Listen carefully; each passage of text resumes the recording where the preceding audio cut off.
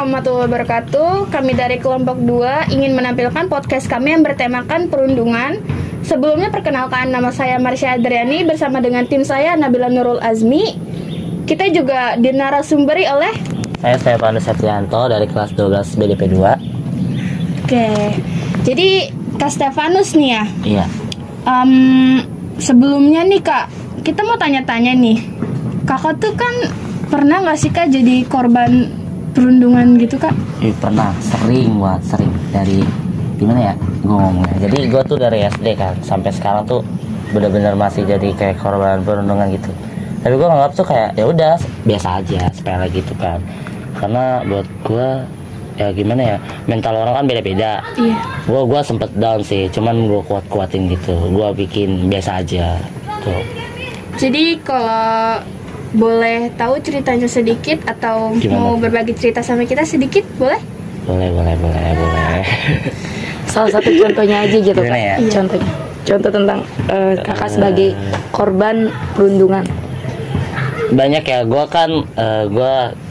tapi gue tuh di balik perundungan itu gue dijadiin temen karena bisa dibilang gue kan pintar gitu. Cuman pintar ini yang nolongin gue dari perundungan. Tapi kalau dari soal kisah gue perundungan, gue suka dikata-katain kayak gitulah, dikata-katain, dibawa orang tua, bawa fisik, terus main body lah kayak gitu.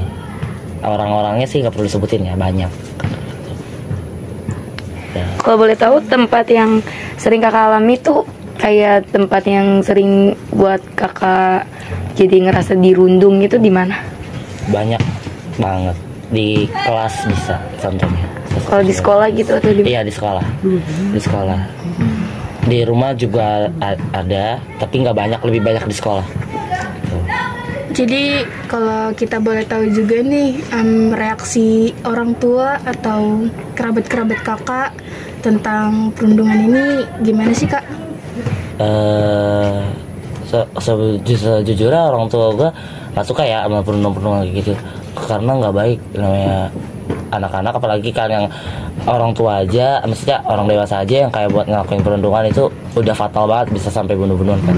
Makanya buat anak-anak aja nggak boleh kayak gitu ngebully atau perundungan sama temen-temennya, padahal kan sesama temen gitu, harusnya menghargai lah.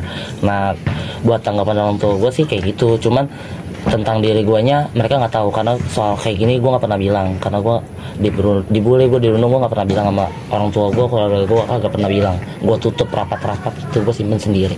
Jadi nggak pernah dikasih tahu gitu? Gue nggak pernah cerita, gue dipukulin, gue dikata-katain, gue dipalak, gue dihina-hina fisik gitu kan, gue di-shaming, terus dideketin cuman karena pinter doang. Itu gue nggak pernah ngomong sama sekali, bahkan gue kayak nangis aja, gue nggak pernah cerita gitu.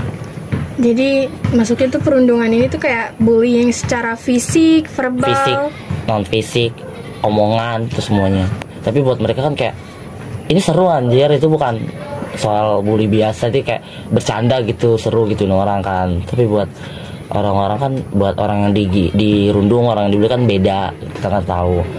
Makanya gue kalau dirundung gue cuma bisa diam, gue cuma ngomong cerita tuh cuma lewat status ya, biasanya lewat status, lewat WhatsApp gitu, bikin tulisan banyak-banyak. Biasanya gue yang mau ngomong tuh kayak ngasih tahu gitu ke orang-orang yang pihak-pihak yang melakukan perundungan, yang ngebully orang, kayak ngasih tahu mental orang kan beda-beda gitu kan. Kalau misalkan mental anak itu kuat, kalau misalkan mental anak itu nggak kuat, bisa sampai karena omongan lu gitu, ibaratnya karena omongan lu yang nyakitin, karena perbuatan lu bisa sampai bikin orang yang lu bully, orang yang rundung itu melakukan hal yang di luar logika, kayak bunuh diri, nyakitin diri sendiri, jadi orang yang trauma. Kan mentalnya beda-beda, tergantung.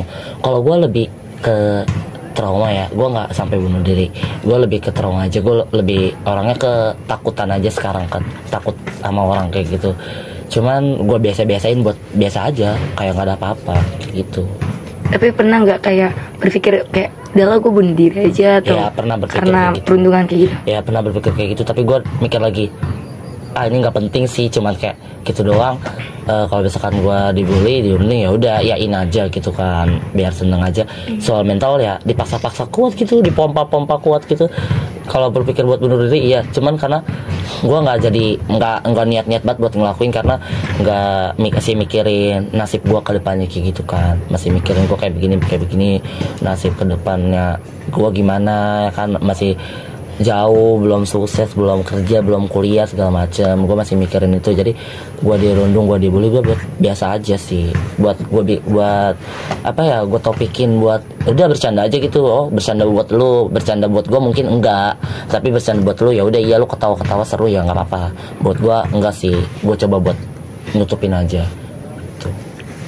Kalau boleh tahu nih, hal apa sih yang jadi lampiasan emosional kakak, atau emang privasi buat kita tuh?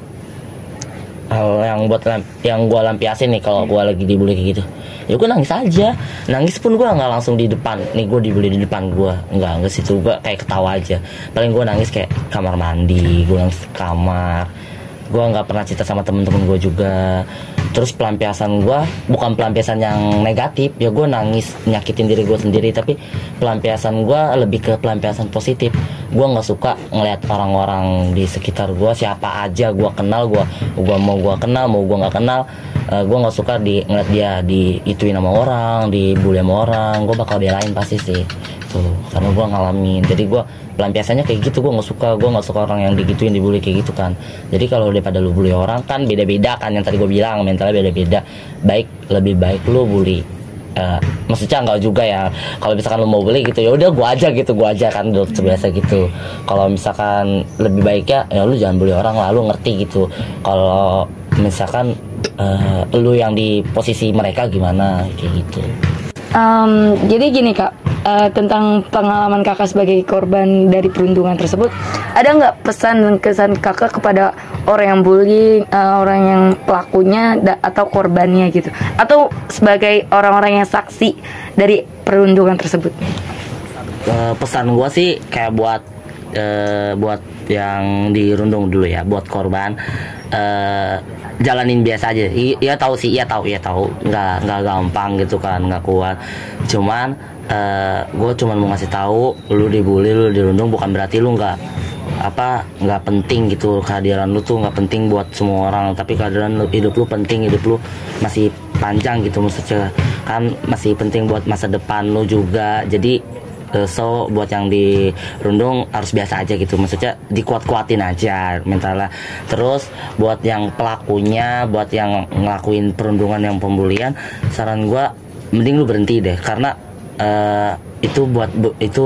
hal itu tuh jadi bumerang gitu, bumerang timbal balik ke lu. Kalau lu yang digituin sama orang lain gimana posisi lu ngelakuin perundungan, lu seneng-seneng ketawa-ketawa di atas penderitaan orang lain, di atas tersiksaan orang lain lu rundung sampai nangis, sampai mati, sampai bunuh diri ya kan, sampai gila, elunya seneng-seneng ketawa-ketawa bahagia gitu kan. Mending lu berhenti gitu, karena nanti korbannya malah makin banyak, bahkan bisa jadi lu sendiri gitu kan. Kalau lu yang di situ gimana gitu. Jadi mending gak usah stop ngelakuin pembulian, mending lu ngelakuin hal yang baik-baik, lu berteman, lu saling membantu sama lain. Namanya temen, lu harus nolong lah gitu, ngerti, gak usah membuli gitu kan.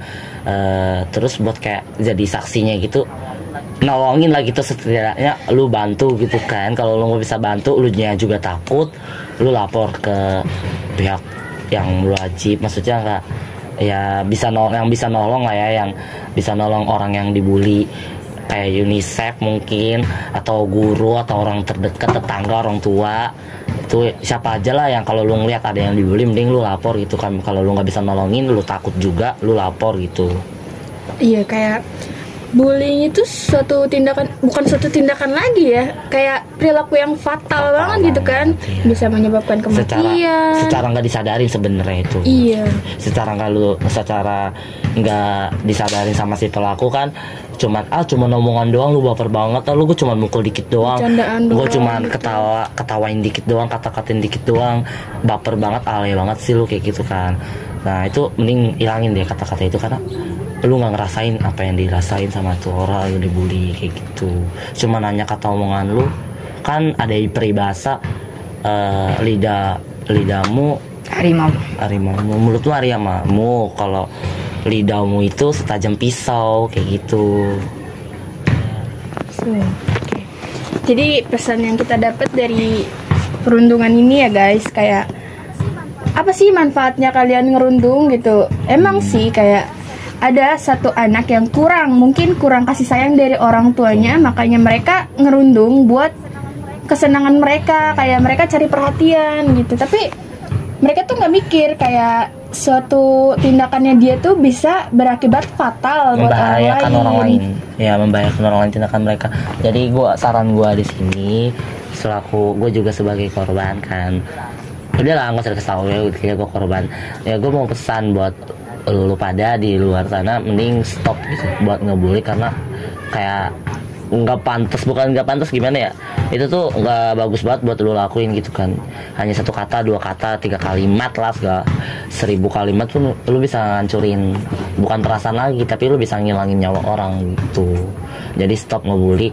Kalau misalkan yang kalian yang ngelakuin bully ngerasa gue kayak gini, gue kurang perhatian dari keluarga gue, kurang kasih sayang dari keluarga gue pengen diginiin, gue pengen dipeduliin gitu kan. Nggak gitu juga, tapi cara lu buat dapat perhatian buat pedulian lain, lu bisa ya sama-sama saling menolong. Jadi lu ngerti arti pedulian, karena lu ngerundung orang pun lu juga belum tahu kan orang itu kenapa, bisa jadi orang itu juga nggak dapet kasih sayang sama sekali, dia juga nggak punya teman, makanya lu juga rundung dia. Nah, harusnya tuh sebaliknya, kalau si pelaku, kalau lu ngelakuin bully karena lu ngerasa kurang kasih sayang, dan yang dibully, yang dirundung juga kurang kasih sayang, harusnya lu sama-sama berteman, lu sama-sama harus nguatin satu sama lain, harus saling pangku bahu membahu gitu kan.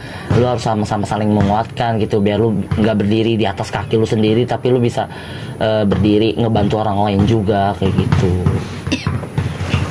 Guys, dari bisa disimpulkan kan pelajarannya gimana. Jadi ya, so guys, stop bullying. Terus sekian dari kelompok kita, kurang lebihnya mohon maaf. Jadi terima kasih juga ya Kak udah mau jadi narasumber kelompok makasih kita. Juga ya udah diundang. Assalamualaikum warahmatullahi wabarakatuh.